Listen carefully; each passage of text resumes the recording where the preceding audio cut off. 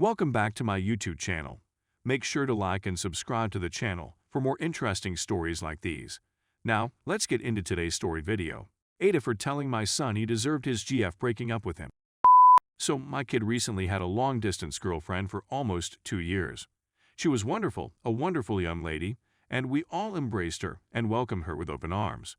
It seemed like she was traveling here to see him on a regular basis, like once a month, and he didn't bother to go see her at all. When I attempted to speak to him about it numerous times, he refused to listen. I told him that he should really consider flying over to her instead of expecting her to do all of the traveling. He refused to accept it. And it's likely that my wife had something to do with it as well, since she was continually telling him that she was scared of his flying. They both agreed that this lady was perfect for him and that she was eager to go to our nation as well. I told him that there was one condition. He would have to travel over to her country as well. They were both pleased. That's reasonable enough. He declined, stating that he did not want to fly or visit any place. In the course of time, my son became lazier and lazier, finally informing his girlfriend and us that he was perfectly comfortable with never traveling anywhere, either on vacations or business trips. He informed us last week that she had dumped him. I went on her Facebook page since we're still friends. She sent us an apologetic letter about how she's disappointed it didn't work out but understands that these things happen. So we're on nice terms, and it seems that she's already with another man.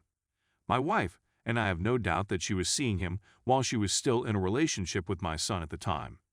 They both laughed when I revealed to them that I genuinely agreed with her choice and that he should have anticipated it. He did not treat her with respect, and I hope he learns from his mistakes for the next time since he has to put up more effort in the future. I said that he deserved it because of his lack of effort in the relationship and for effectively enabling this girl to spend all of her money and time traveling to and from here on a regular basis. My wife and children are really unhappy over what I said. I'm quite unhappy, and my wife thinks I'm being a terrible husband. AITA, I stand by what I've already said. Story 2. AITA for preventing my wife from going on vacation with her family. My wife, 32, is the eldest of 9 children. 3 of her siblings are biological, while the other 5 are stepchildren. Her mother died when she was 12 years old, and since her father could not hire a babysitter, she was forced to care for her younger siblings. Then, when she was 22, her father married a lady who had 5 children, and all of the older children, including my wife, were dragged into the babysitting business by their mother. She said that she never had a problem with it, and that she was never forced to skip any activities as long as she informed her father and, subsequently, stepmother in advance of the event. Despite the fact that she claims she has never had a difficulty caring for her siblings, she feels obligated to do so on a consistent basis. Her youngest biological sister, 26, was let off from her job while pregnant a few months ago. Then the baby was born prematurely and died at the age of 2 weeks, and her fiancé cheated on her, forcing her to move in with their father. Her father and stepmother were unable to pay for her treatment, so my wife is covering the costs of her therapy and medications, as well as taking her out on dates a couple of times a month. However, she sometimes takes her sister out on Thursday evenings, which means we have to pay their nanny more to stay late. This is the one thing that irritates me. I play soccer on Thursday nights, and she remains home with the kids, 10 months and 3 years. Her younger stepsister, 12, is suffering from health concerns and has been in and out of the hospital for the last 6 months, according to her mother. Their mother took family medical leave and cared for her for the first 4 months, but she soon became exhausted and her medical leave expired. So all of the siblings have been taking turns staying with her to help her recover from her illness. Although my wife works from home and is able to work from the hospital or her father's house, she does not spend all of her vacation time taking care of her stepsister.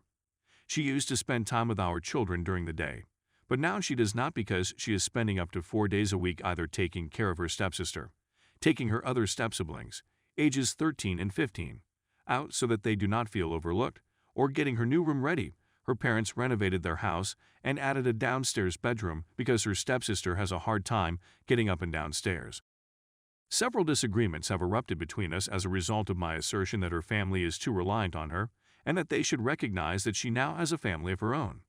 Her father, stepmother, her youngest sister, and several of her step-siblings are going on a ski vacation, and her father invited us to join them. I declined, stating that I did not want us to accompany them. She inquired as to why, and I explained that given the amount of time and attention she has been devoting to her siblings/step-siblings recently. I was concerned that she would neglect our children during the vacation. She was perplexed, and I explained that I was concerned that she would neglect our children during the vacation. She expressed an interest in attending, but I refused to allow our children to accompany her, and she ended up remaining at home. My parents recently departed on Friday, and my wife hasn't spoken anything to me since then. Despite my best efforts, she will not listen to my reasoning that a week away from them will be beneficial. I wanted to know if I was the jerk for not allowing our children to go and for preventing my wife from going because I was concerned that she would spend too much time with her sister and step-siblings. Story 3. AITA for sending a voice recording of a coworker trying to cheat on his wife to his wife. I was out with a couple of my colleagues, James, Nate, and Ethan, for a happy hour after work. Despite the fact that I'm excellent friends with Ethan, I am not as familiar with Nate, and I have a strong dislike for James despite my efforts to keep it to myself, and thus I was mostly there to spend time with Ethan. The two of them wanted to speak privately about something related to their jobs, such as a quarrel with the customer, and I was alone with James at one time. I began to get the impression that he was hitting on me, that he was being flirtatious and touching, and I was not into it. My responses were limited to a single word, and I was preoccupied with my phone rather than conversing. Trying to convince him to stop seemed a bit uncomfortable, since he was towing the border of plausible deniability, and I was worried that he'd simply pretend he hadn't been doing anything. I did, however, activate the audio recorder app on my phone, as I usually do when I believe someone is crossing a boundary. It has saved my on a number of occasions for the record. It is legal in my state to record in that manner, and it was playing when James approached me and asked if I wanted to get out of here. I inquired as to where we might go, to which he said, "Maybe we can go to my vehicle and listen to some music." After that, I thought, and what else? Afterwards, he stated he'd want to get to know me more and spend some time alone with me, but he was a little stuttery about it. When I inquired about his wife, he immediately began telling me about how they're virtually roommates, how they're only together for the kids, and how she's most likely been seeing other people as well. Nothing much came out of my mouth. I simply nodded along for a bit until he was through.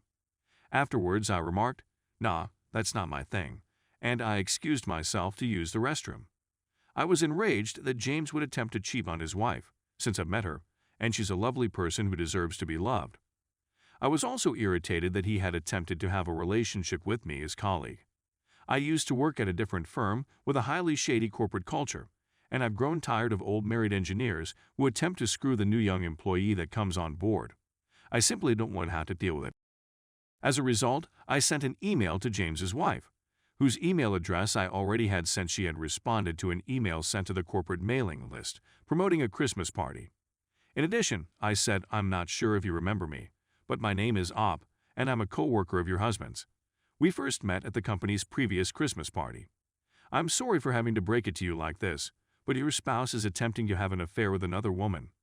I realize that coming from a near stranger may be difficult to believe, but I've included an audio of me saying it, and I received a response from her in which she seemed to be lashing out at me for leading him on, and for attempting to harm her by attaching the recording, which was very painful to listen to. I wasn't attempting to lead him on. The only reason I was asking leading questions, like to where, and what else, was to elicit an answer as to what he was up to. However, I'm not sure whether sending the actual audio was too much to ask of the recipient. I feel sorry for her. I know how difficult that must have been to hear. Thank you, AITA, for sending in the voice tape.